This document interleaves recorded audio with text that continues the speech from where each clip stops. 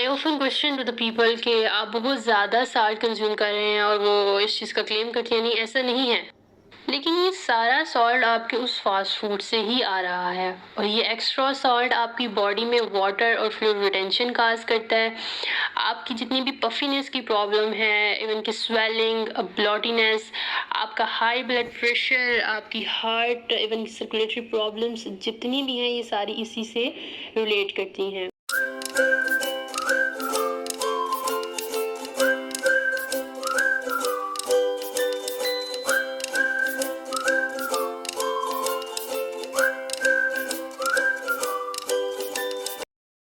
All of you are welcome please.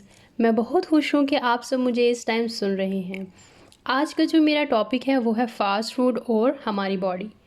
Almost हम में से सब लोग फ़ास्ट फूड खा चुके हैं और ये बहुत ज़्यादा पॉपुलर हैं। अगर आप कहीं पे भी जाएं, वर्ल्ड वाइड इवेंट हो, तो आप देखेंगे कि आपको बहुत ज़्यादा रेस्टोरेंट्स अपने इर्द गिर्द नज़र आएंगे। तो फास्ट फूड के साथ प्रॉब्लम क्या है?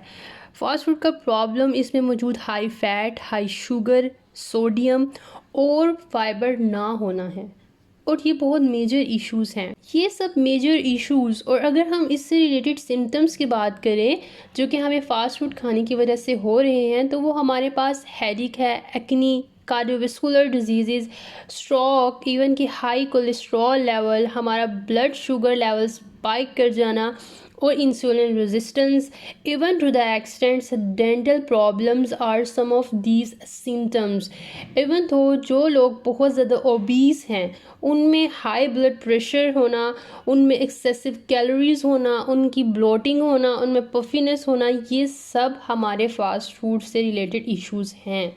So guys, this is a lot of issues, a lot of issues. जब हम कोल्ड ड्रिंक्स पी रहे होते हैं तो उसमें हमारे पास जो शुगर है दैट इज़ फ्रुक्टोज, और ये बहुत मेजर इशू है। अगर आपकी बॉडी में शुगर लेवल इंक्रीज़ करेगा तो आपका ग्लूकोज लेवल इंक्रीज़ होगा, और अगर आपका ग्लूकोज लेवल इंक्रीज़ होगा तो डेफिनेटली आपका इंसुलिन लेवल भी इंक्रीज़ होगा। Actually you are pointing at the door of insulin and there is a lot of stress on insulin. आपका पेनक्रियाज कॉन्टिन्यूसली इंसुलिन प्रोड्यूस करना शुरू कर देगा। रिमेंबर इट कि ये टाइप 2 डायबिटीज़ और प्री डायबिटीज़ की वजह बनती है।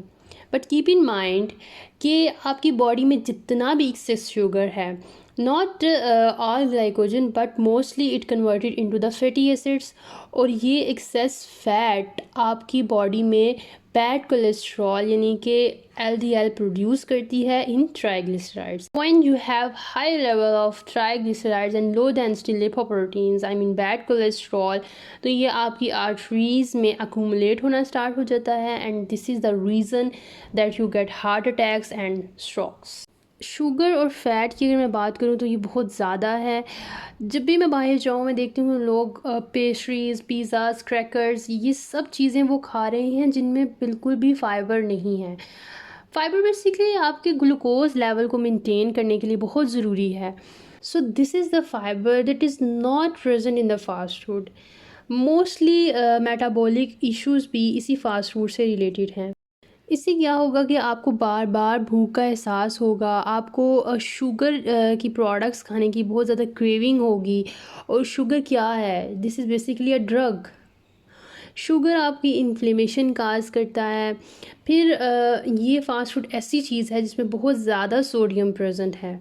I often question to the people कि आप बहुत ज़्यादा साल्ट कंज्यूम कर रहे हैं और वो इस चीज़ का क्लेम करते हैं। नहीं, ऐसा नहीं है।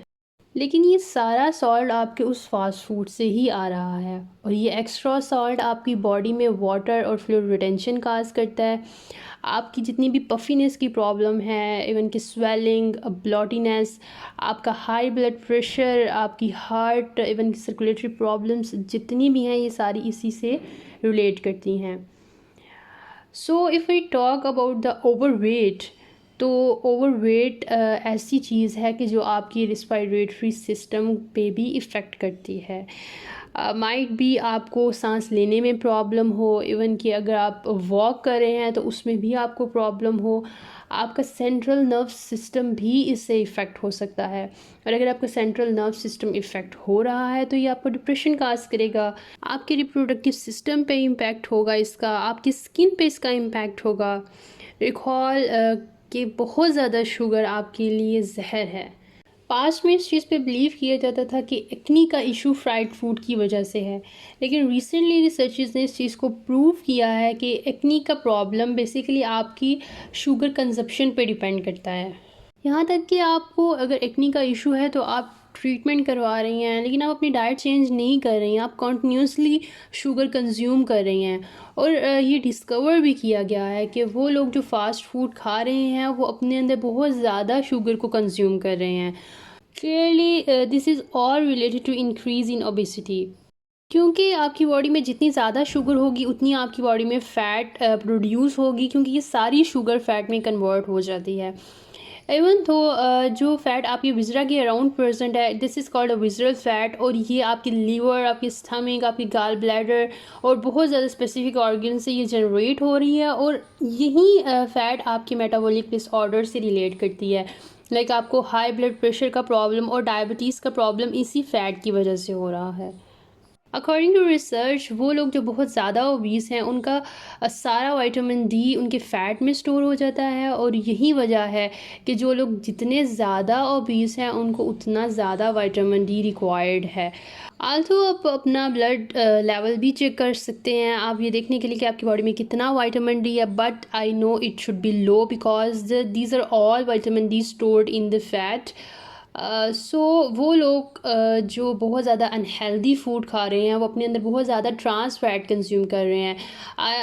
आई think so you should be familiar with the trans and cis fat. इतना आपकी बॉडी में सेचुरेटेड फैट की अमाउंट ज़्यादा होगी उतना आपका एलडीएल यानी कि बैड कोलेस्ट्रॉल की अमाउंट ज़्यादा होगी, और ये एक ऐसा कोलेस्ट्रॉल है जो कि आपके लिए बहुत अनहेल्दी है, जो कि ट्रांस फैट हैं।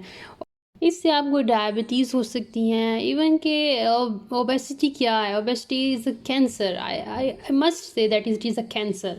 Please take weight loss seriously, और आप इसको अभी से लूज़ करना स्टार्ट करिए। Do it right now. Another issue related with the soda drinks is the tooth decay. So my focus is on preventing illness like heart diseases, stroke, और मेरा focus आपकी बॉडी को हेल्दी रखना है, आपके immune system को strong रखना है, आपको आपके फाइबर की इंटेक को बूस्ट करना है। I hope so this information should be very useful to all of you. You will definitely spread my words to your loved ones and friends because you will be helping them. Have a wonderful day, Nutritionist Pro, who I am.